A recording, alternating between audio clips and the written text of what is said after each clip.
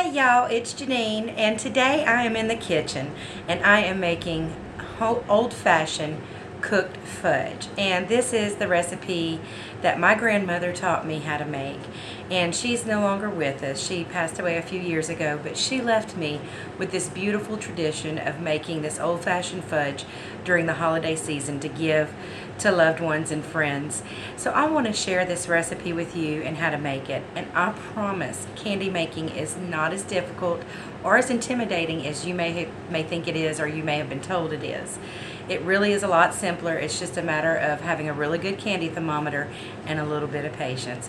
The recipe I'm making today is a double batch of the fudge, but I am in the description box going to list the recipe for a single batch, which you would pour into an 8x8 or 9x9 size pan, or even into a round pie tin that is coated with cooking spray or butter. But anyway, this is my grandmother's recipe, and it is from my kitchen to yours.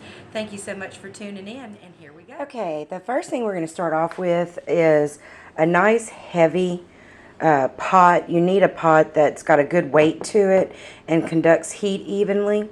And I'm using a Magnolite pot, and I want to say this is a 4-quart or a 6-quart. Now remember, I've doubled the recipe, but I am going to put the ingredients for a single recipe down in the description. So I've got 6 cups of sugar in here. And, oh, and also you need to get about a 9x13 pan.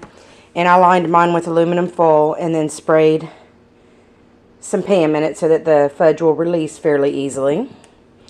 Also need a couple of cups of chopped pecans, a dash of salt, 1 cup of unsweetened cocoa.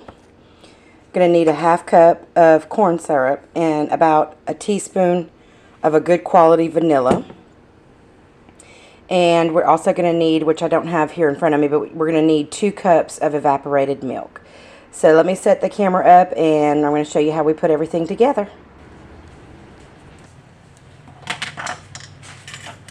Okay, to my sugar I'm going to add 1 cup of the cocoa, and it's okay if a little bit extra gets in there. It's not going to hurt anything.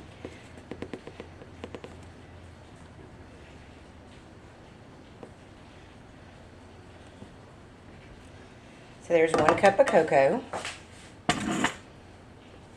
And I'm also going to add the 2 cups of evaporated milk. And 1 can of evaporated milk is not quite 2 cups. As you can tell, it's fairly close. So I'm just going to add a little extra, just regular milk, to make it 2 cups.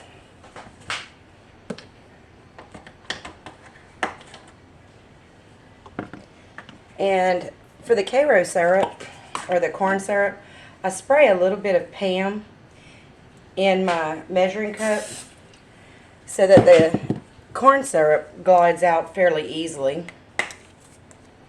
So I'm going to measure a ½ cup of corn syrup.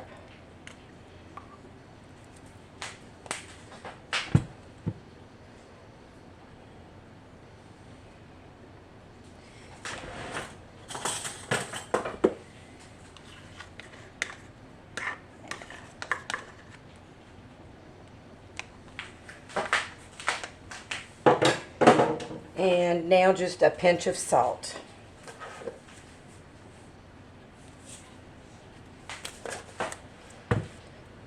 Okay, I'm going to turn my fire on a medium heat because we don't want to bring this up to temperature too quickly.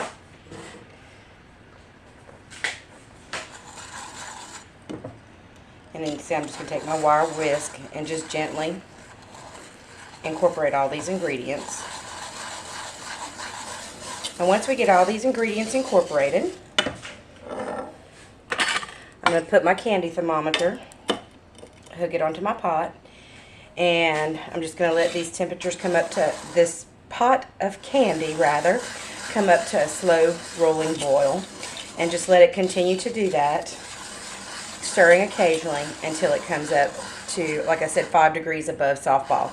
Now if you're in a dry climate, then you just go to softball stage. But like I said, if you're like me and you're in a humid climate and you're having a particularly wet day, then I would say go 5 degrees above softball, and your candy should turn out perfectly. Okay, I just wanted to show you the kind of boil that we're looking for with this candy. As you can see, it's just kind of bubbling around the edges of the pot. And that's what we want it to do for a little while. We don't want to rush it up to temperature. I could increase the fire under my pot to get it up to temperature faster, but we want to bring it up a little bit more slowly. I find that the consistency of the candy is better if we bring it up to temperature a little slower. And I wanted to show you my candy thermometer. I don't know if you'll be able to read this on video that well or not, but it shows at the temperature marks if it's softball or hardball. Let me see if I can zoom in and get you anything. I think the steam is going to keep us from seeing it well, but at the different temperature marks, it shows if it's, you know, where the softball stage is, hardball, soft crack, hard crack, and so forth. I highly recommend this type of candy thermometer because it does take a lot of the guesswork out of making candy. Okay, now we've got things boiling just a little bit harder. Our temperature is about up to around 220, 225 degrees. So we've got about 15 more degrees to go, and that's probably going to take another 10 or 15 minutes. So like I said, I'm not rushing this. With the humidity in the air, you need to let this cook a little slower and let some of the moisture evaporate out of the candy. But we're just going to continue on like this for a few more minutes. My candy has reached 240 degrees, which, like I told you, is 5 degrees above softball. And the only reason I'm cooking it to that temperature is because of the humidity that we have in the air today. I just wanted to say this again. For those of you in a drier climate, only go to softball stage. Anyway, I'm going to go ahead and turn my fire off. Now, I'm working on a gas stove. So when I turn the fire off, the fire is off. But if you're working on an electric stove, I would recommend that you move your pot to a different element that's cool, or onto a trivet onto your countertop. But I'm going to go ahead and take my candy thermometer out. And one of the ingredients I forgot to mention in the beginning of the video is a stick of butter. For a double batch of fudge like I'm working with today, I'm going to use a whole stick of butter. For a single batch, of course, you would only use a half, and I'm just going to drop the whole thing in there because at this temperature, it's not going to take long for that to melt. I'm going to go ahead and pour in my 2 cups of roughly chopped pecans. You could use walnuts if you prefer, or you can leave the nuts out altogether if you're not crazy about nuts. My 2 sons prefer to not have nuts, so when I make them fudge, I make it without the nuts. And I'm going to go ahead and add a teaspoon of vanilla. And I'm going to switch from a whisk to just a spoon and go ahead and get these ingredients stirred in. And now you do want to let your fudge cool off a little bit, particularly if you're going to spoon it onto some wax paper or onto some freezer paper, onto the slick, shiny side of the freezer paper. What you can do, you just take a tablespoon and then you just drop it on little mounds onto a surface that it would release from easily. But today, and most of the time, I just pour it into a prepared dish like I showed you, because it's a lot easier. Getting the feel for fudge to be able to spoon it out takes years and years of practice, and just having a really good knack for candy making. This is just much easier to pour it out. So I'm just going to continue to stir until this butter is melted and the fudge is thickened up just a little bit more, not much more. And then I'll show you pouring it into the pan.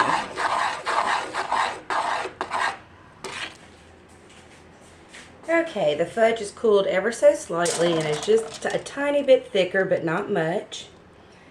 And we just pour it directly in the pan. Be careful because it is still very, very hot at this point. And I'm going to grab a spoon and get the rest of it out of this pot as much as I can. But that's it. Now we just wait until it is cooled off completely, and then we'll take it out of the pan and cut it up. Okay, it has been a couple of hours, and the fudge is cooled, and yes, I do have clean hands. But anyway, the fudge is cooled completely. It's 100% at room temperature now. And so one of the reasons I do line the pan with aluminum foil is obviously for the ease of cleaning up the pan, but also for this reason right here. Removing the fudge from the pan is so much easier. And of course I use a heavy-duty aluminum foil because a more inexpensive brand might tear. So even that heavy-duty one tore fairly easily there, but an even lighter weight aluminum foil would have torn even easier. And I've already got ready, some little containers I got at a local store. It was a package of 3 for around $3 or $4 for the package. I got some bigger ones and some smaller ones, so I've got those ready to go. And I've also got some pieces of aluminum foil that I've already cut into smaller pieces just to line and be able to stack the fudge up in the container. So I'm going to take a large knife and cut my block of fudge approximately in half.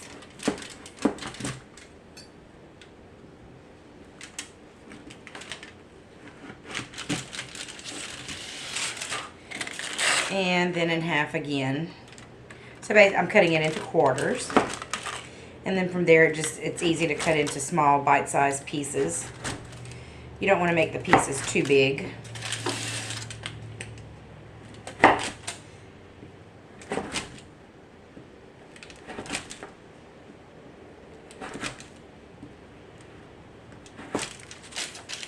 And that's it. That's all there is to making some yummy homemade old-fashioned cooked fudge. Thank you so much for watching, and I hope you enjoyed this video.